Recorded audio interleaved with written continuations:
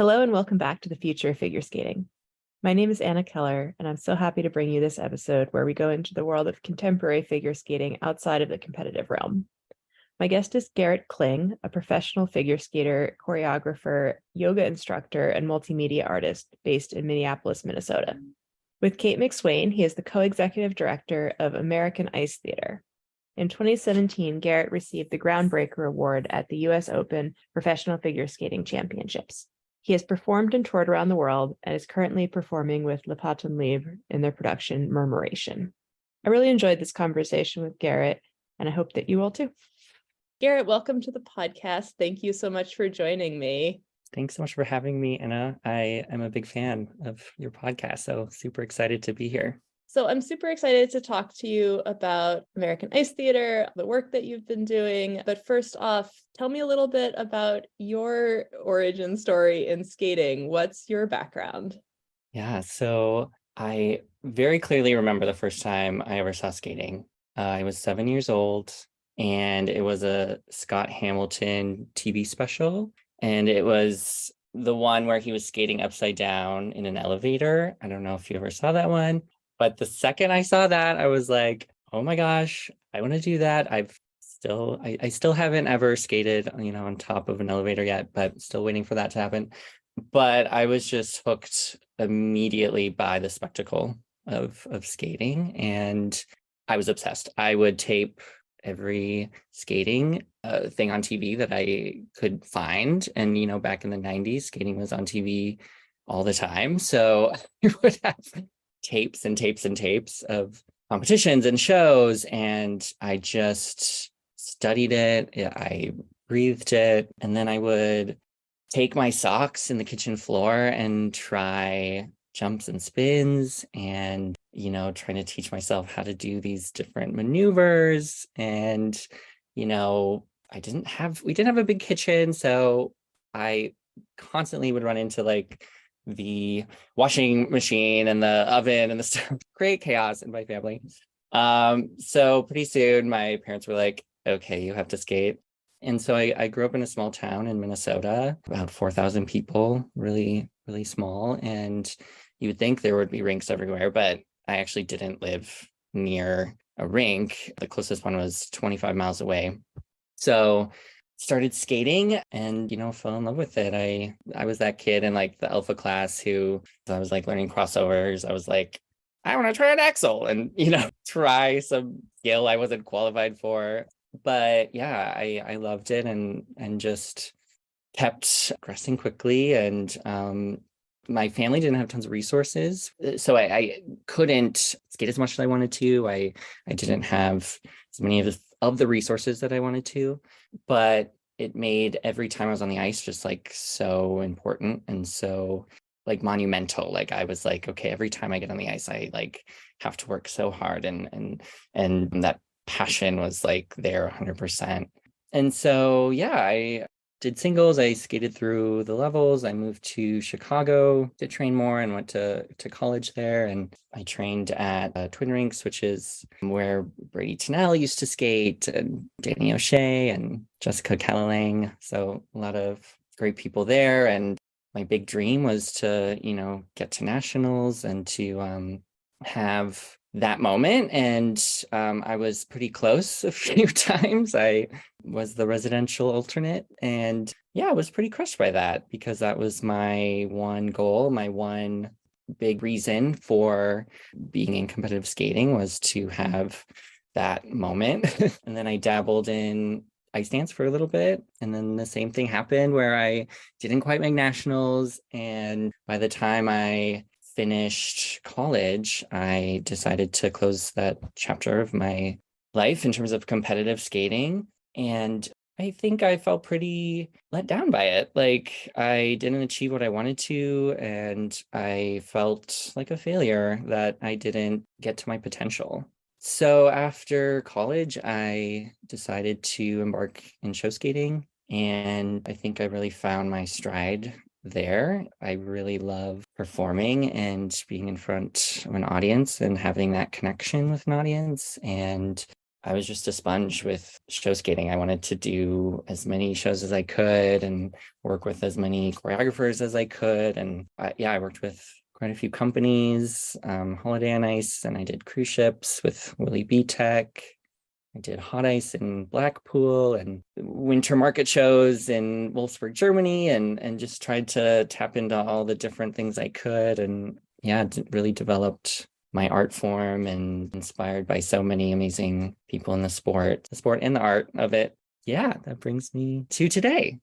Now you're a co-executive director for American Ice Theater. Tell me a little bit about how AIT got going, what you do with it. So American Ice Theater started in 2003, and the founder is Jody Porter. Jody's mission with American Ice Theater was to meld the worlds of dance and skating together. So she had performance companies in the Bay Area where she was located and really had that passion to connect those worlds. And I met Jody in 2011, and she had just moved to Chicago when I was based there. And I had known about AIT and instantly wanted to connect and loved what she was doing.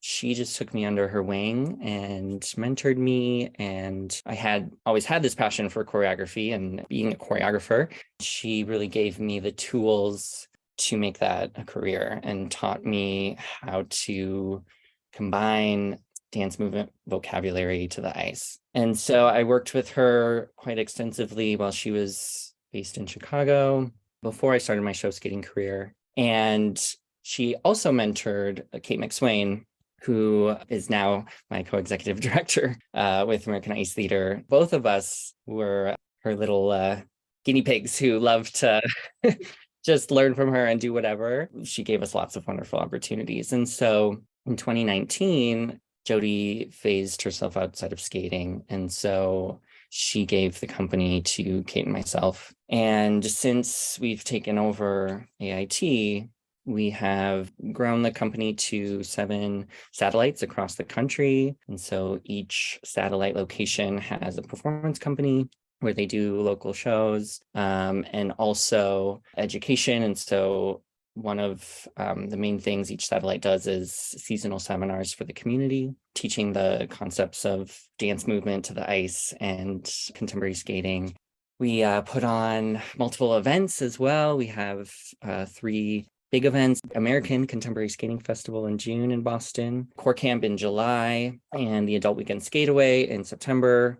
These different events have kind of different niches with ages and the vibe and what we offer, but each of them connect to our version of contemporary skating.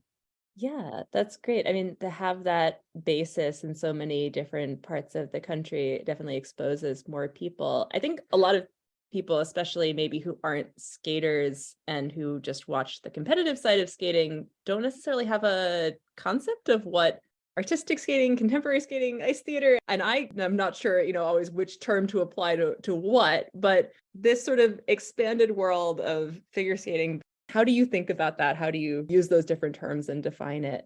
Totally. It is confusing. So I'm really glad you asked the question. I like to think of it as the greater umbrella is artistic skating. And so within that umbrella, there are different branches. Ice theater is one of the branches. And then with that, there are also kind of branches within it because there is the competitive discipline, theater on ice in the US, which is ensemble skating. But it's interesting because in other countries, they call it different things. In France, they call it ballet sur glace, so dance on ice.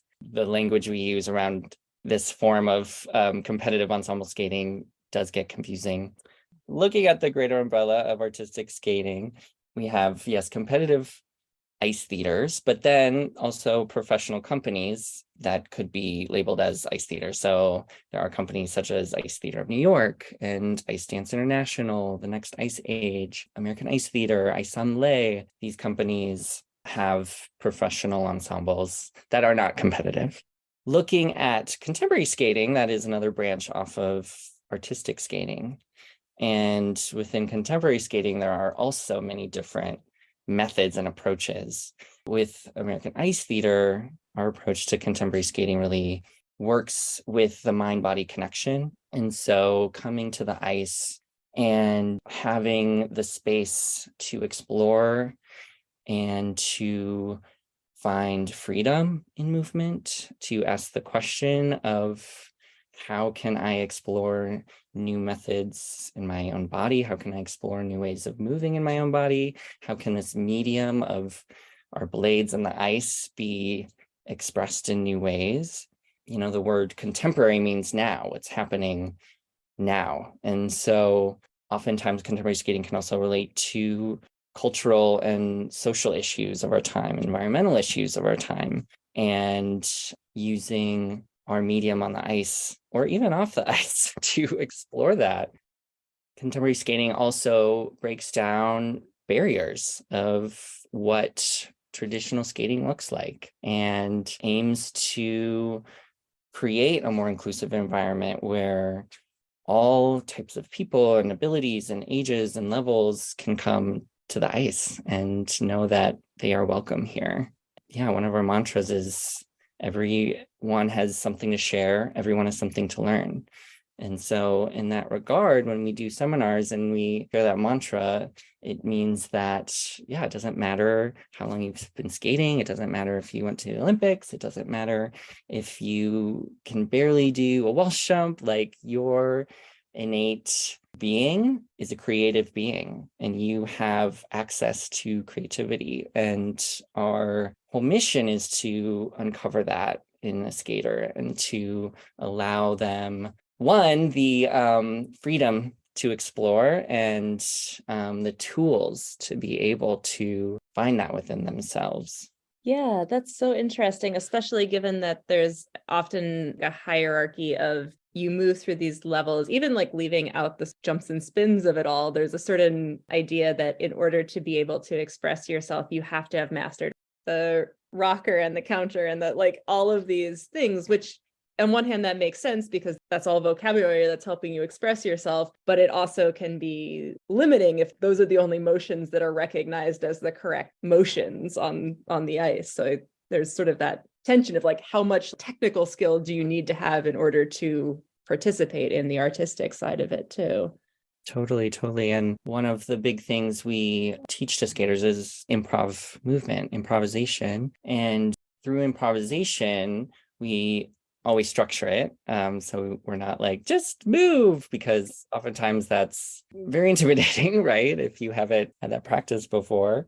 And so through the structure of improv, we stress to the skaters that have all these different toolboxes. So one toolbox is your skating vocabulary, and some might have a more full toolbox than others, and that's okay.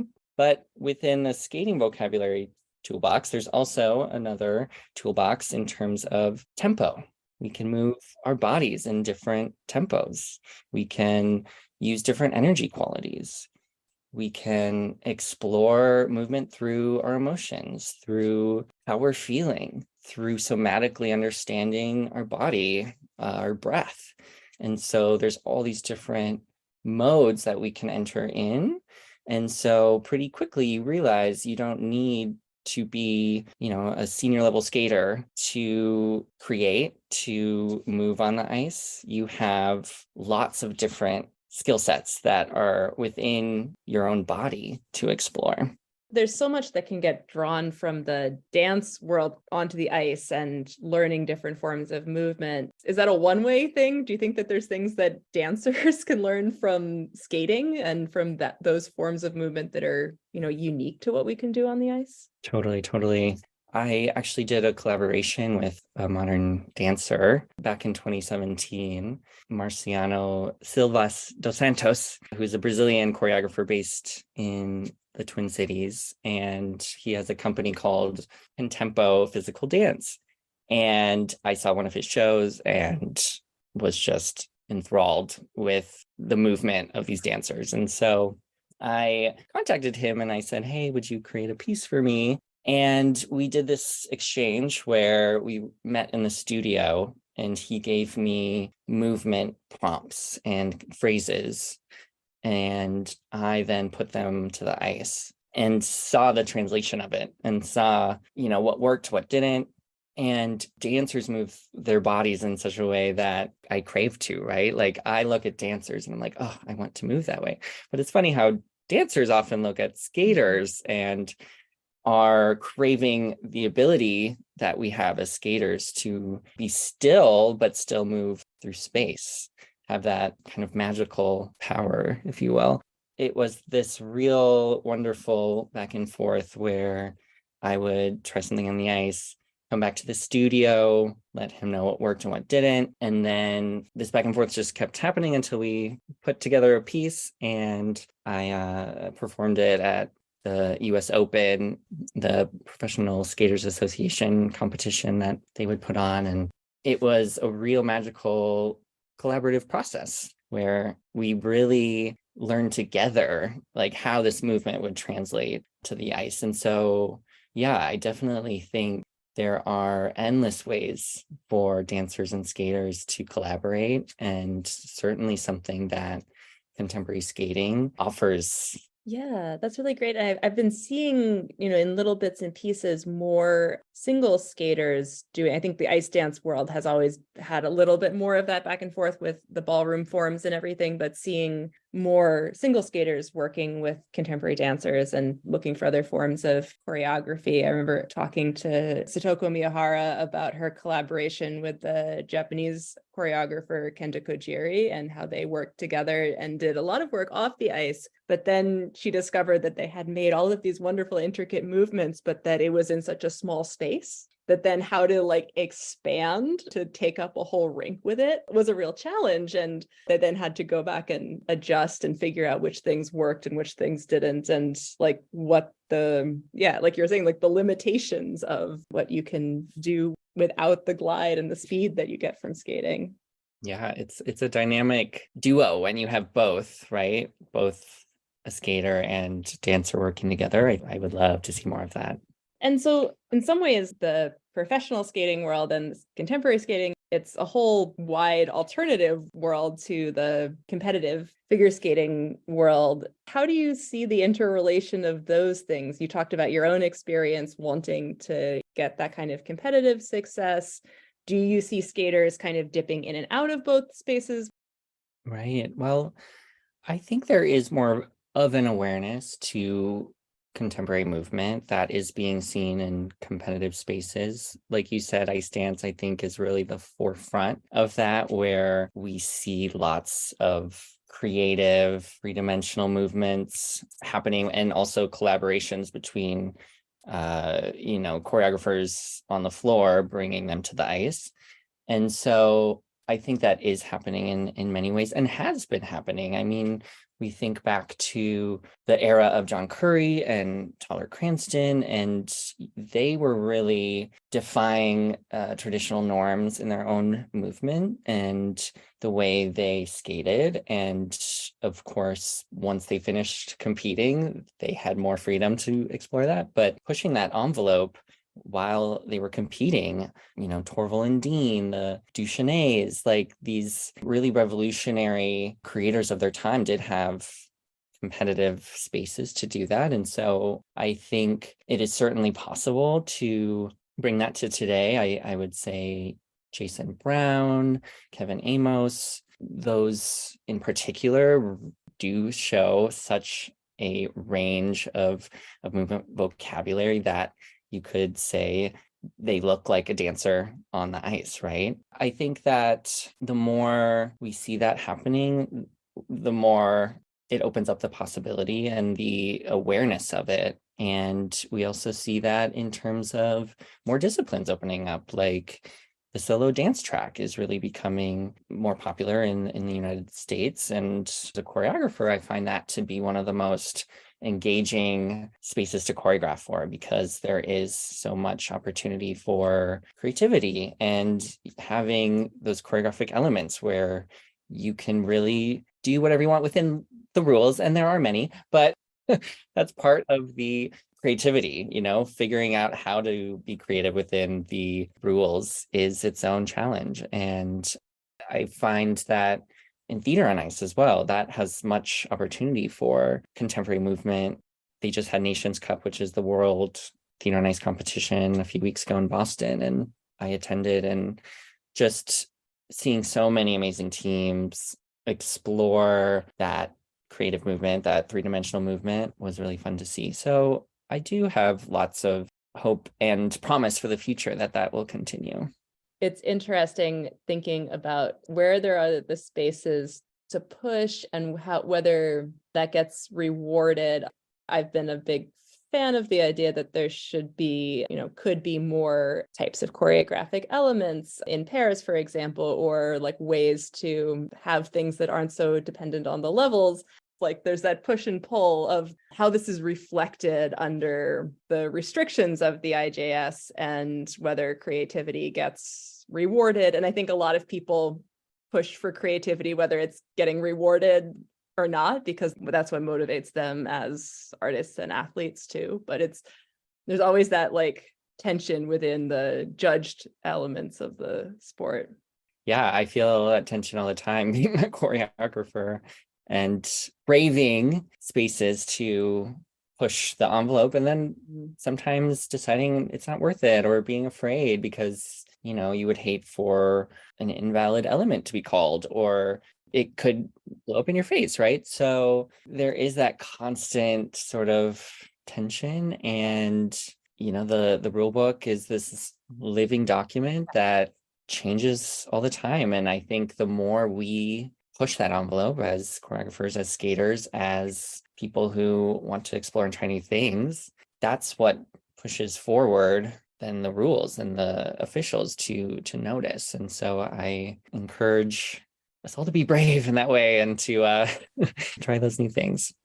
It's funny because there were so many people laughing about the overuse of cartwheels this season, which has maybe been coming for a couple of years, but we watched people like Kevin Amos do these movements that were breaking outside of the boundaries. And I think a lot of people looked at that and were like, that's so cool, and craving that it maybe partly it's coming from the like difficult exit, in the levels, but a lot of it I think also comes from that, oh, we could do that. Okay, I'll try doing that, and coming from I think a place of wanting to be creative too. So whenever people were like saying, oh, we should ban the cartwheels are terrible, I was thinking like, okay, maybe they're being overused right now. It's a trend, but I think it's coming from a good place of wanting to try new forms of movement. Exactly. And then the next year they'll just make them invalid anyway. So, it'll always keep changing. We'll always find our next hot thing. Exactly.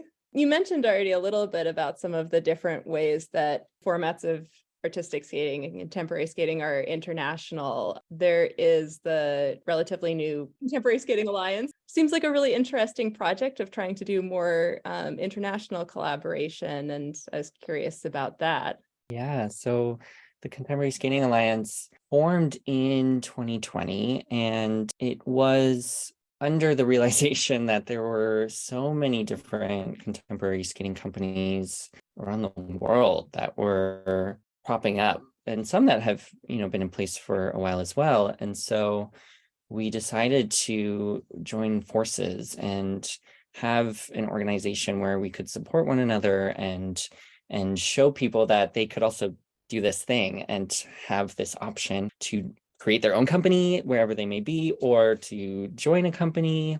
And so we had our first big international event this past November called the Performing Arts Project, where we had many different companies come and present their philosophy.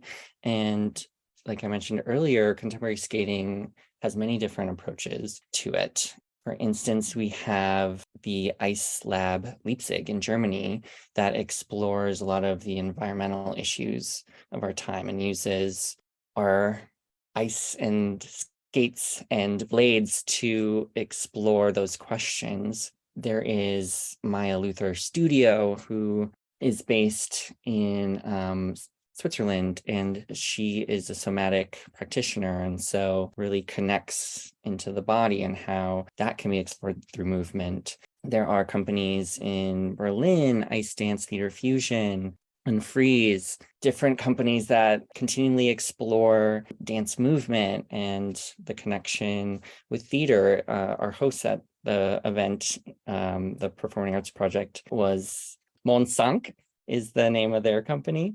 And they explore a lot of theater and how theater can be infused into skating. And so it is just really exciting to see all these different approaches. And I also perform with a company named Patin Libre, and they are a contemporary-based company in Montreal, and I'm part of their most recent production. And they have their own movement vocabulary and play a lot with the glide and different ways we can move together as a group. And this particular production has 15 skaters, and it's called Murmuration. And the whole theme of the show is how birds flock and move together, and the different patterns they create, and the different algorithms that are created as they move through space. And so this particular show has another approach to contemporary skating that just expands our notions of what skating can be and who skating can be for. And so I am excited to see it grow and to see how this movement can expand to other parts of the world as well. Yeah, that's so interesting. And I love that way of exchanging that not everybody has to be following, exactly the same philosophy or doing exactly the same art form to find ways like commonalities and ways to be learning from each other. With the growth of so many different forms of contemporary skating, and you've also been part of some of the more established like professional shows and different formats. How do you see the audience for the work that you're doing, and how can we grow the audience and awareness and interest in all of these forms of skating? Yeah, I mean, I look back to how skating was so big in the 90s and realizing how much of a different world we were in back then, and how there was the Stars on Ice, Champions on Ice, and people watch skating on their TVs on a Saturday afternoon. Like, that just isn't the way we live anymore. And so it is, on one regard, exciting to realize how social media, how the new landscape of media and culture can create more opportunities for skating. It provides more access to show different types of skating. When we are filming for TikTok or Instagram or whatever, like, our way of choreographing changes completely because we are looking at the audience as the camera, right? And so as a choreographer, like, the number one rule is know your audience, right? So know who you're performing to. And with that, I think it's great that there are all these possibilities with the new landscape of social media and the opportunity to explore different art forms. And I think that is one of the big ways skating can stay relevant. We're seeing like Cirque du Soleil have an ice show and combining the circus world and skating. And that, I think, is exactly what skating needs to continually keep it relevant to today. And so, yeah, combining it with art forms, with dance, with circus, with other sports, like seeing the ways in which there can be that collaboration. And again, I think that's where contemporary skating really can open up this realm of what skating can be. And that is very exciting because traditional skating in those spaces, I think oftentimes we're very behind the times. And we are not looking forward to how skating can stay relevant to today. And so, so much of the ways skating is judged, or the rules in place and the gender norms and the traditional ways that we are expected to skate, just do not fit necessarily in how the world is moving. And so I think those are really important questions that need to be asked and explored. And I think that is happening more and more. Yeah. The idea that, this lost world of the 90s where you could, if you were one of the lucky few to be on a touring with Stars on Ice, then you were making a lot of money, but that was so dependent on coming up through the competitive ranks to be able to achieve that. It's been really interesting, I think, to see that some of the skaters who have done the best, or have gotten the most views or whatever, out of social media haven't necessarily been the skaters who are also winning the medals in the competitive space. And the people who the audience want to see are the national champion, maybe, yes, but also it's much broader than that. And Elijah Balde, being on the Canadian Stars on Ice and that kind of thing. And I hope we see, a little bit more of breaking out of such a narrow mold of who gets those professional opportunities. What people see most often still is that competitive track. That is the thing that is most forefront in representation of skating at large. And so when we only see that one way, like for me watching it on TV, I only saw, Olympic champions. And so of course I want to be an Olympic champion one day. But seeing today, like the wide range of expression and possibilities, and it's so cool that someone can just be on their phone and be like, oh, I see that skater and I want to be like them. Like I want to move like that, or I want to skate like that. That possibility is super exciting. Yeah. And you mentioned how it changes the way that you choreograph. So do you develop a program differently if you feel like it's going to be something that you're doing to share on social media versus to share to a live audience? Do you actually adjust your choreography, or how do you think about those different formats? Yeah, as a choreographer, you really have to be very specific about who is going to intake whatever you are creating, right? So you're constantly in the space of asking yourself, how is the viewer going to see this? Or what are they going to think? Or what are they going to feel? Or how do I want them to feel, right?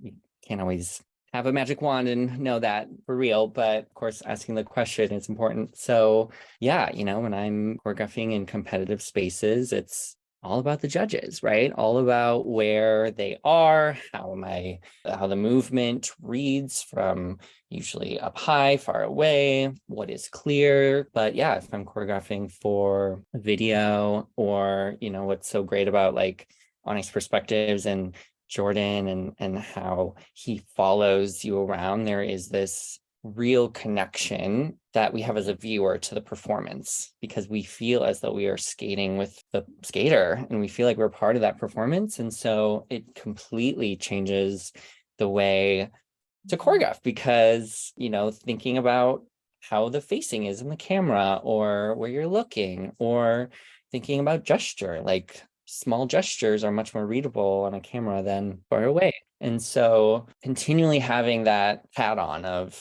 okay, what is going to be seen, what's going to be visible is super important, and something I'm constantly, whenever I'm creating.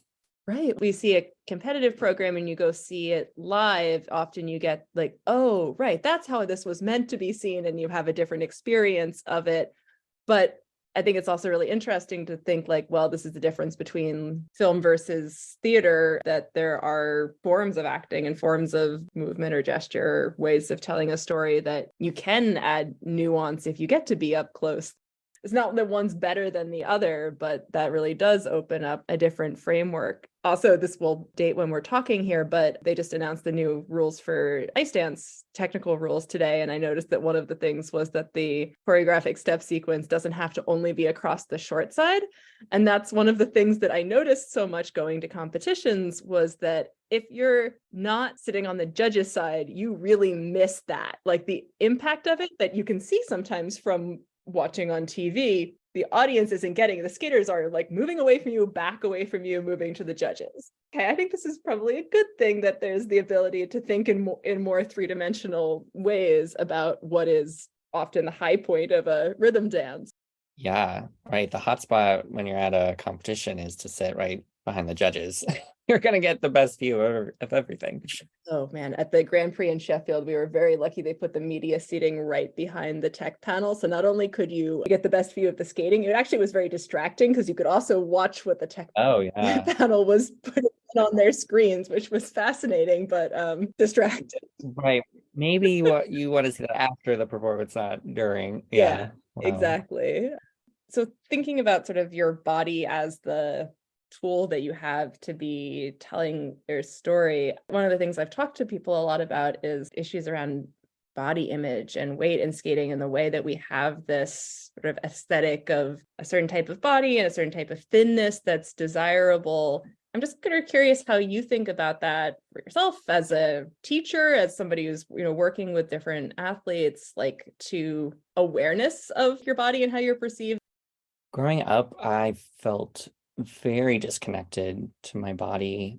I was taught specific techniques and as a skater, of course, you're taught very particular movements of where your body needs to be and how muscles need to be strong in certain ways. And, the mechanics of my body and the ways it relates to skating, of course, I worked most of my life for, but there was a complete disconnection with my mind, body, and spirit. And I mean, largely, a big segment of that is having to do with being, a young queer kid in the closet and not feeling comfortable just being myself in the world. But that relates to how I was on the ice, because when I have to do these very, very highly specific and skilled movements, how can I do them to my full potential when there are parts of my body that are locked, or there are ways in which I don't feel like I can fully be in a space, right? And I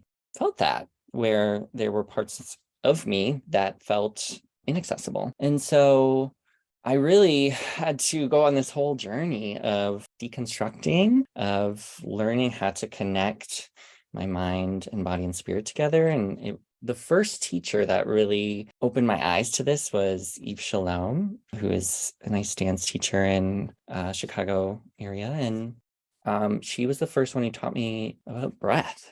And, you'd think that's like a simple thing and like, oh, of course, breathing. But it's crazy how much we don't breathe on the ice and how much we don't connect our breath to our movements. And so just having that awareness was huge. And her whole somatic approach to skating and stroking and movement started to open my eyes. And I would say a large part of that journey for myself was yoga as well, and learning how to connect to my body in a way that felt scary for so long, because I often viewed my body as wrong or awful or sinful, whatever words you want to put to that.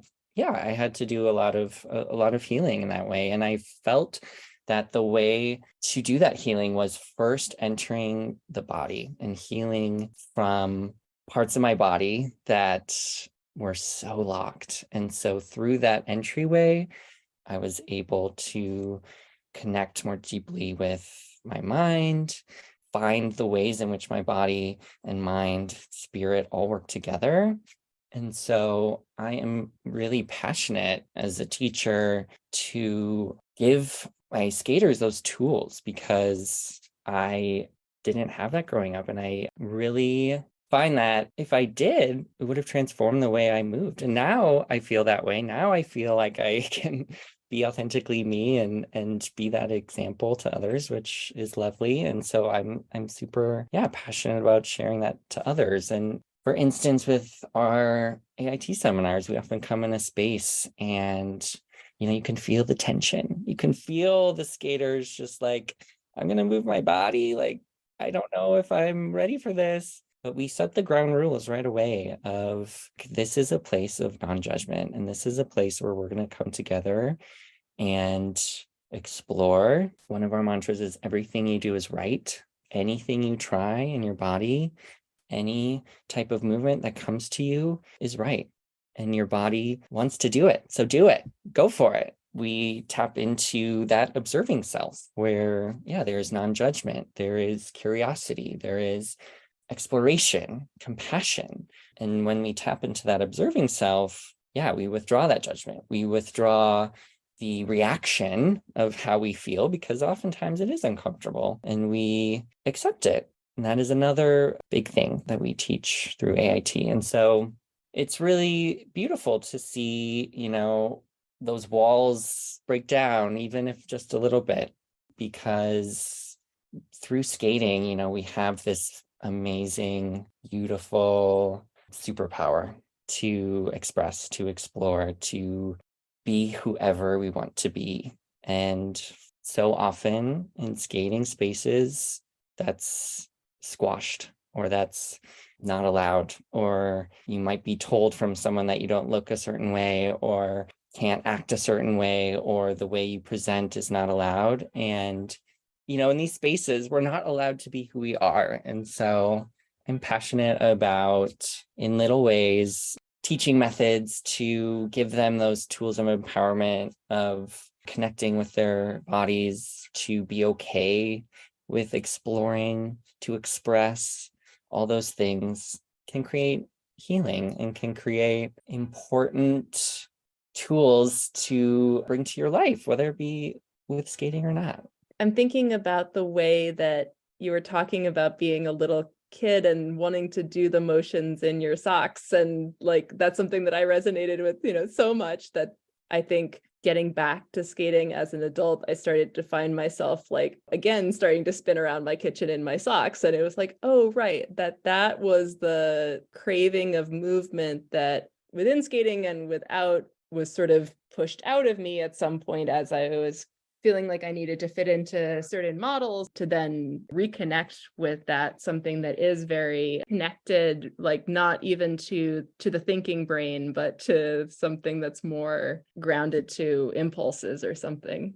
Yeah, I mean, I love working with young kids who are 6, 7, 8, because that age, the walls aren't up as much, right? And, thinking back to when I was that age, yeah, skating in my kitchen with my socks on, living my best life. We could call that contemporary skating, right? Like we both were contemporary skating back then.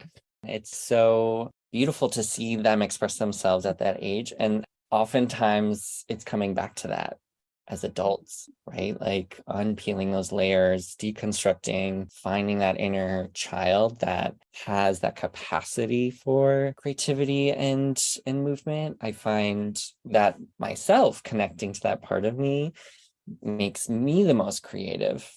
Yeah, that is really wonderful. And it reminds me of something that my mother, who teaches painting and drawing and works with people of all ages, is often trying to get her adult students to reconnect with the genuine, I have put these marks on the paper and I'm really excited about them. And it was great feeling that they had as small children, and that had taken away from them through the sense of it needs to look like this, and am I good at it? Am I not good at it? Like all of those things. And it's really hard for people often to get back to that feeling of excitement in the basic act of, whether, in the case of like putting a mark on paper, but, moving your body in a certain way has a similar, we have these desires to do these things.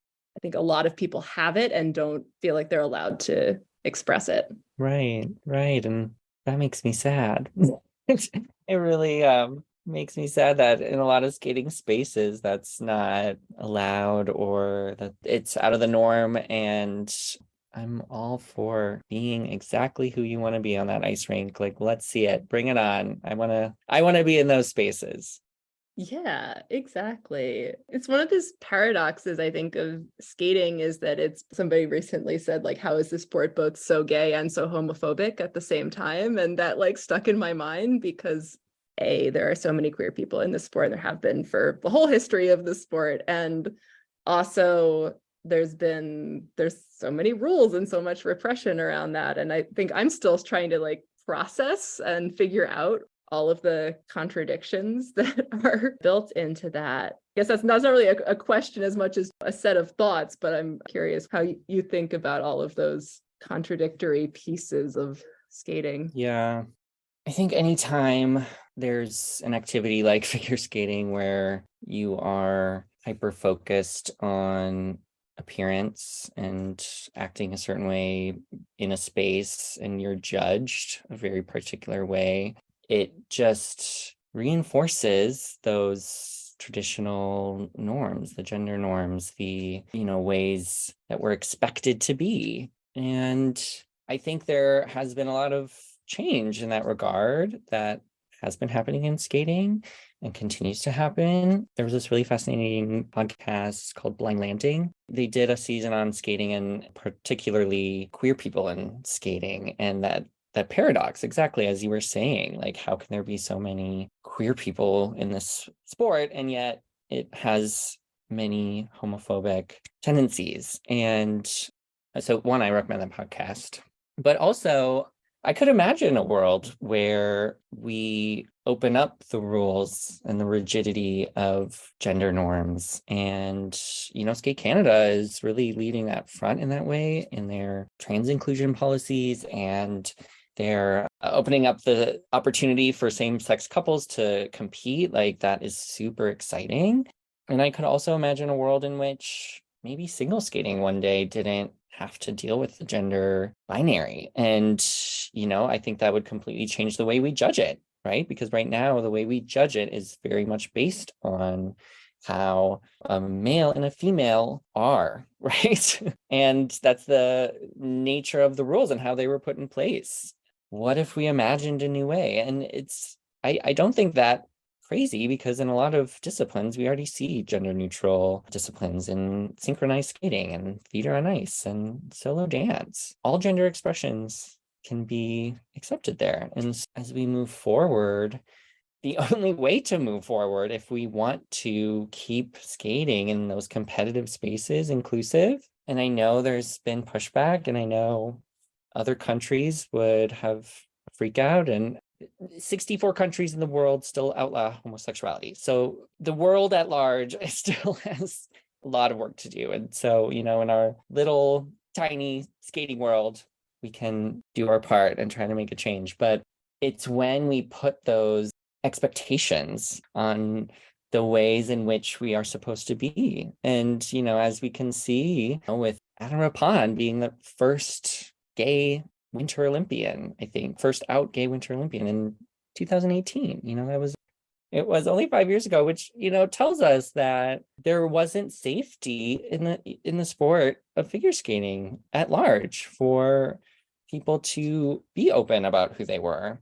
That needs to change, and, in ways it is changing. And I think the more we have representation, it is making a difference, and more people speaking out, I think, helps a lot. I have hope for the future in terms of skating, all of skating, in contemporary spaces. That is not even something that has a barrier in terms of gender expression, but in traditional competitive spaces, I have hope that can change, and that will be something in the next 10, 20 years that I hope will see big development. Yeah. I am both hopeful and then sometimes frustrated with the persistence of certain tropes and stereotypes and all of this. And it's funny, I was just thinking yesterday that for me, I kind of fell into this backwards. I started thinking about gender inclusion and what does it look like to have skating be more accepting, almost from a more political perspective, and thinking about how it impacted other people. Only more recently have I actually started to think about, what do I actually want to be doing with my own skating, not just by the fact of showing up as a non-binary person or in a gender non-conforming pair, but with my actual skating itself. Like, I get to make choices about how I am presenting myself and what kinds of movement I want, and not because I'm making some kind of a statement in a outward facing way, but trying to actually look at it from a more inward. There aren't a huge number of models. What does it look like to be someone who is assigned female at birth, but is on the more masculine side of gender presentation? But what does it mean to be telling different stories of masculinity or femininity with my skating? Or is that even like what I want to be doing? But can you escape it if that's not like so many of the stories about movement and what kinds of things you can do on the ice are tied up with ideas of gender presentation that I feel like I've only scratched the surface of that when it comes to thinking about my own skating. And it's been kind of fun and also scary to start to try to unpack that. And it's just making me laugh because I think I've done 15 episodes now where every episode of the podcast has talked about these issues in some way. But it's taken me a lot of that macro level talking about it to even start to really come to thinking about it in my own skating. Well, that's beautiful. And first of all, thank you for being a role model in that way, because the more you show that authentic side of you on the ice, you will be a role model for others. And that is so beautiful. And that's how it starts, right? How we create that change. And secondly, I want to skate with you because I want to explore all the things you're exploring, and we totally have to we have to find that space to explore together. So let's make that happen. That would be great. That is very lovely to hear.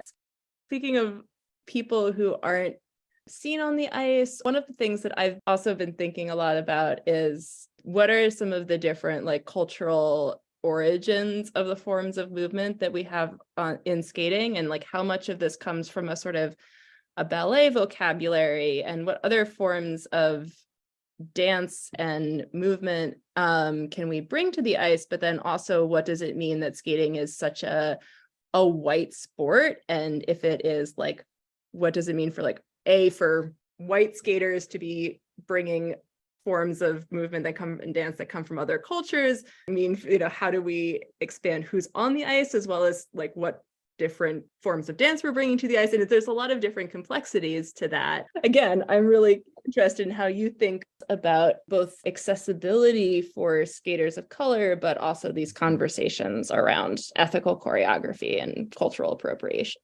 All really important, amazing questions, and yeah, certainly meaty. And yeah, I mean, first talking about accessibility, I mean 100% agree that, predominantly skating is very much elitist. There are so many barriers to skating that so many people have.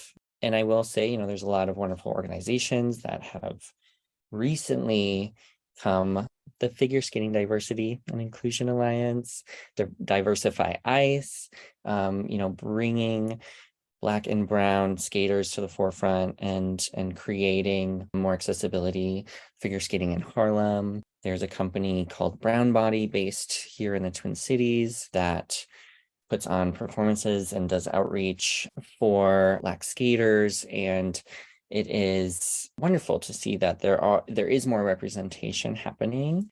And through AIT, we strive to make skating accessible, as well as, being affordable with our seminars, having scholarships. It's important for us that we have a diverse pool of those in leadership and directors, and we see the importance of representation in that way, and strive to make skating available to anyone who wants to. And I know there's a lot of work to still be done, and so many voices that need to be heard, and I'm still learning a lot and to learn, and want to amplify our BIPOC community in whatever ways I can. And so, yeah, AIT is also big on collaboration. And so we've collaborated with Figure Skating Diversity and Inclusion Alliance and put on events together with them, and are passionate about creating those spaces as well.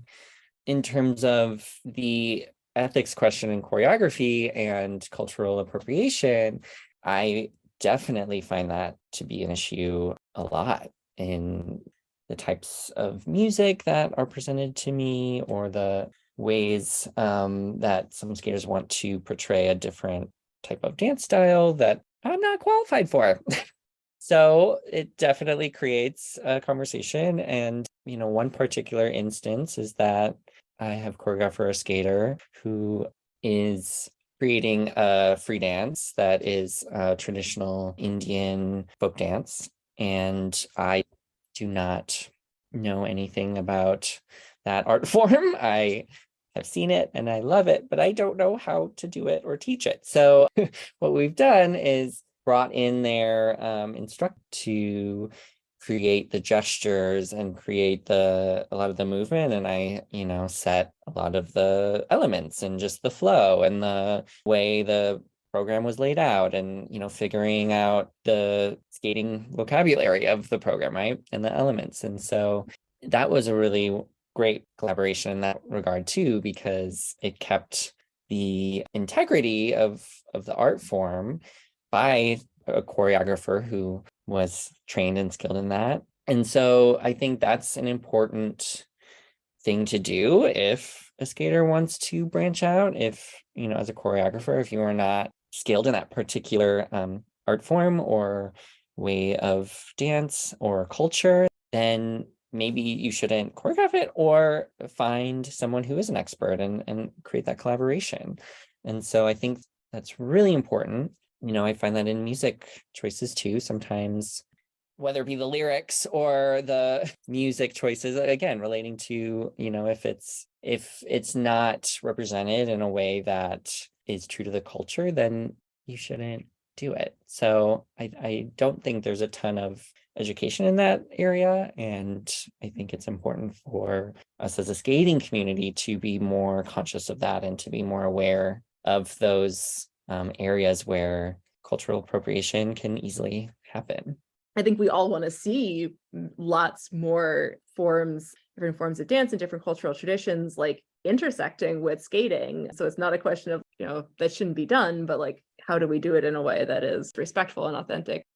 I just had one last planned question for you that I realized that we didn't talk about the Young Choreographers Showcase in the recent competition, which is such a project. Can you tell me a little bit about what that is and kind of what you've been excited to see come out of it?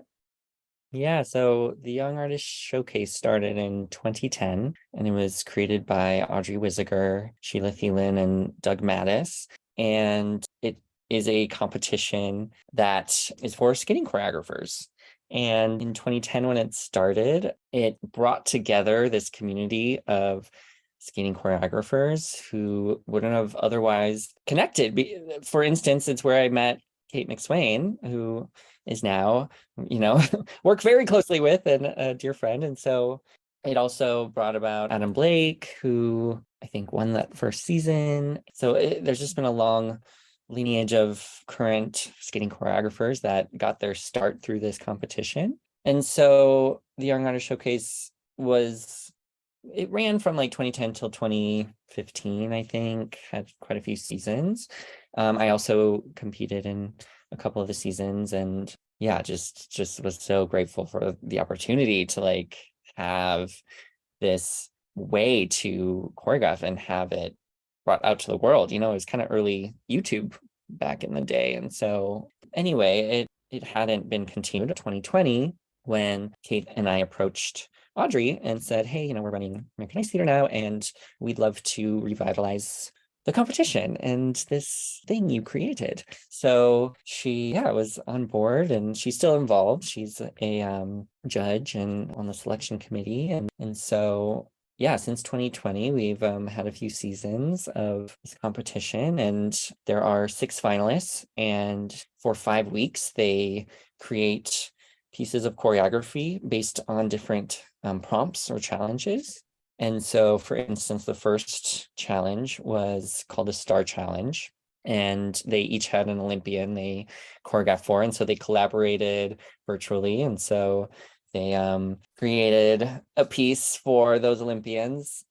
We had different challenges like poetry in motion, where you had to create a piece based on a poem.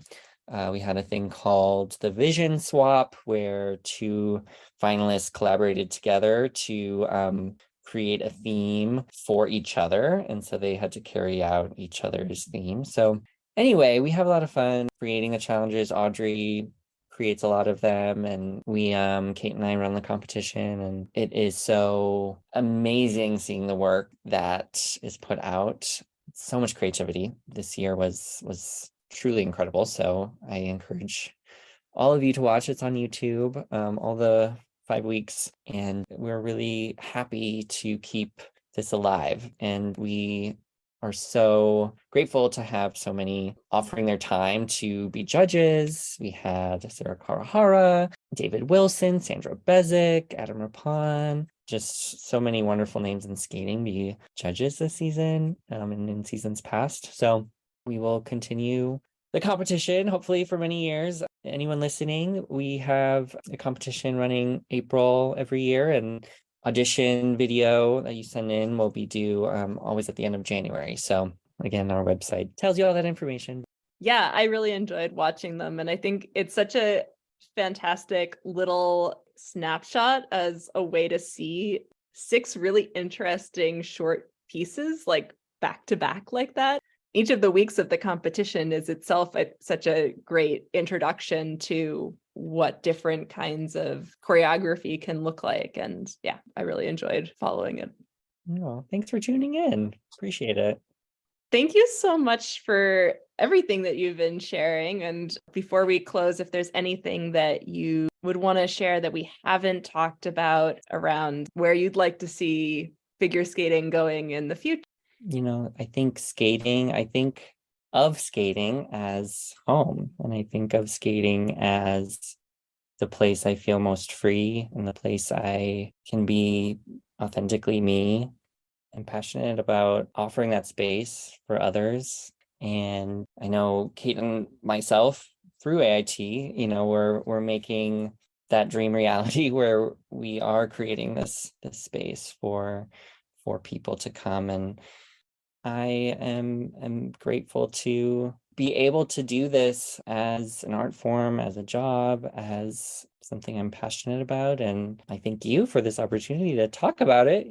I think what you're doing too is just so needed and so important to create these spaces for skaters to tell their stories, and again, to be role models and representatives of what skating can be like in the future, because all your guests on your podcast so far have amazing dreams and hopes and ways that skating can be and could be, and hopefully are happening as we speak. And the more we hear about it, have that exposure and collaborate together, I think that's something that isn't always easy for most of us in skating, to realize we all have something to offer here on the table. And the more we can collaborate and the more we can work together, that only helps the greater good. So yeah, let's do more of that. I think that would be nice. Absolutely. And thank you so much for listening. Well, keep it up. Keep going. I'll keep listening. I hope you enjoyed that conversation with Garrett Kling. You can look at the show notes for links to a transcript and to many of the things that we discussed. You can follow Garrett on Instagram at Garrett Kling and American Ice Theater at American Ice Theater. You can reach me with comments or suggestions for topics and people I should talk to by email at fsfuturepodcast@gmail.com or on Instagram and Twitter at FutureFSPodcast. Remember to subscribe to the Future of Figure Skating on whatever platform you use, leave a review, and share it with your friends.